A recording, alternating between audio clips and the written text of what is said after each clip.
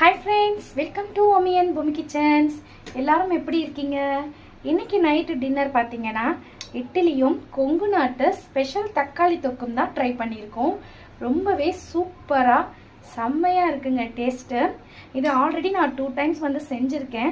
இப்போ அகெயின் செஞ்சு சாப்பிடணும்னு தோணுச்சு. ஸோ அதுக்காக வேண்டி நான் ரெடி பண்ணேங்க. இந்த வீடியோ உங்களுக்கு தேவைப்படுது அப்படின்னா மறக்காமல் கீழே டிஸ்கிரிப்ஷனில் கொடுத்துருக்கேன், செக் பண்ணிக்கோங்க. இது கூட இந்த தக்காளி தொக்கை சேர்த்து சாப்பிடும்போது டேஸ்ட்டு பார்த்தீங்கன்னா வேறு லெவலில் இருக்க போகுது. இந்த தக்காளி தொக்கு நீங்கள் ஸ்டோர் பண்ணி வச்சுமே சாப்பிட்டுக்கலாம். சுட சுட இட்லி கூட செம்மையான இந்த கொங்கு நாட்டு தக்காளி தொக்கு நம்ம தொட்டு சாப்பிட போகிறோம்.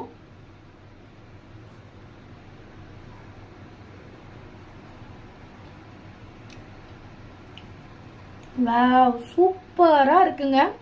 உண்மையிலேயே ரொம்ப அற்புதமாக செம்மையாக இருக்குது. கொங்கு நாட்டு ஸ்டைலில் சூப்பரான தக்காளி தொக்கு இது. இந்த தக்காளி தொக்கு கொடுத்தீங்கன்னா சாப்பிடாத பிள்ளைங்க கூட சாதமாகட்டும், இட்லி, தோசைன்னு, சப்பாத்தின்னு எல்லாத்தையுமே கடகடன்னு சாப்பிட்ருவாங்க. அவ்வளோ டேஸ்டியாக சூப்பராக இருக்குங்க. இந்த ரெசிபி மறக்காமல் நீங்கள் ட்ரை பண்ணி பாருங்கள். இந்த வீடியோவோட கீழே டிஸ்கிரிப்ஷனில் நான் லிங்க் கொடுக்குறேன்.